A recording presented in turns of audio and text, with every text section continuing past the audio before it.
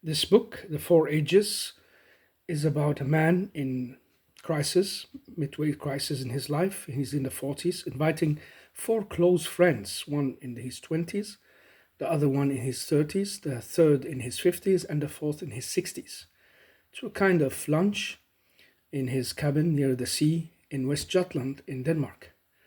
And this 40-year-old man has birthday, inviting these very special friends whom he knows almost as one knows oneself. He gave us this cryptical message in the beginning of the book, saying that he has invited them for a certain reason, and he had also a secret plan for the meeting. Not only do they want to come, and he wants to ask them these questions about faith and doubt and life and patriotism and what to live and die for, but he also has a secret plan with every participator in that meeting. And so the first one who shows up is the 20-year-old, who is the young, naive, outgoing, fresh young man who comes to tell him about the heroics. And so the book has a chapter called The 20-Year-Old Arrives, and then a chapter called The Hero. And this is the main topic of that chapter when they are talking about it. The 40-year-old man, Archime, is not really convinced. And so this young man, Virtualis, as he's called, tries again and again from different angles to enter that dark and secret place that this Archime has ended up in. He wants to storm that cave of his and get past the monster that's sitting on the way, the monster of doubt and the loss of the ability to become a hero again. He has lost it in his life and he cannot really find himself being that hero. It's all been told in a flourishing, beautiful language, using metaphors and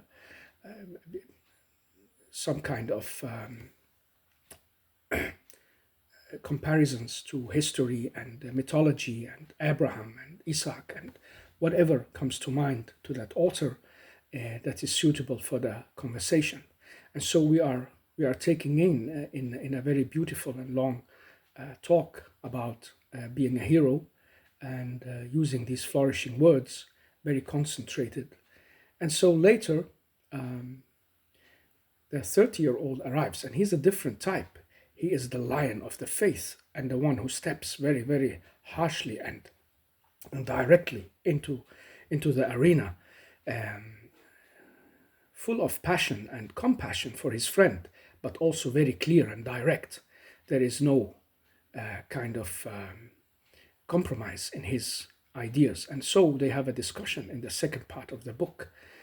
Archime, the doubter, the 40-year-old man, with this newly come new person called Vertilance. And Vertilance is described as this lionish figure you find in the Old Testament and in the prophets, the one who is really full of faith and total certainty. And he lays out before him his ideas and thoughts about faith and why doubt isn't really good and not really useful. And they have a talk about that where Archime is almost sunk into himself in that chair. And between these talks, there are some interferences with some kind of drink called the homemade lemonade. And it has a secret to it that he's giving these guests. Himself, he's only sipping a little bit to this lemonade. And so later, when he finished the talk with this Vertilance and things are really tense, they are happily, abruptly taken out of that situation by the arrival of the 50-year-old and 60-year-old. The 50-year-old Linocles is a combination of two old mythological names, arrives alone.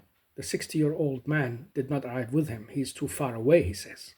And all these messages are cryptic about time and persons and places, as it will be revealed in the end.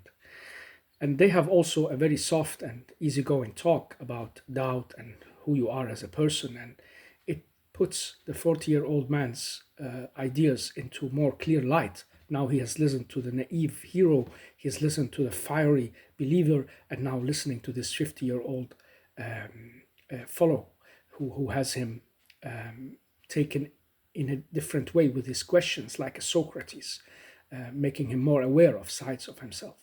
And when he finishes that and they all leave, or actually only the 50-year-old man leaves, well knowing that what this 40-year-old man has done, asking him, why did you do it? He said, well, I couldn't go on in my life with them hanging around.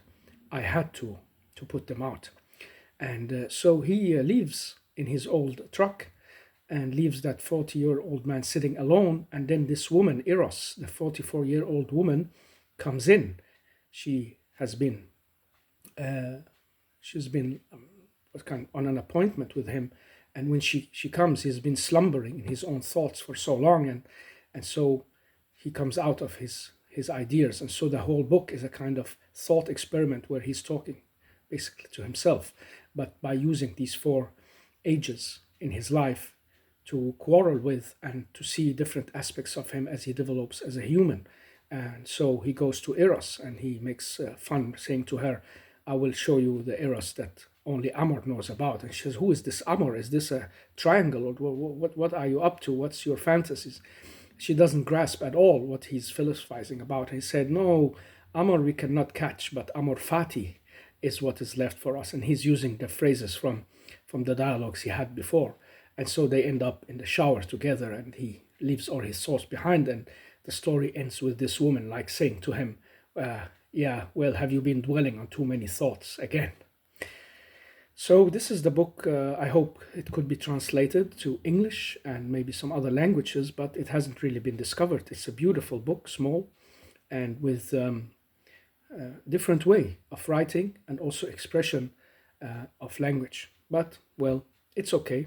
Maybe it's for the best that it doesn't get discovered, but just stays as a small gem, a small secret that some certain people will enjoy and get back to. Maybe men in their 40s having this midway crisis and liking to read philosophy and understand deeper thoughts of life.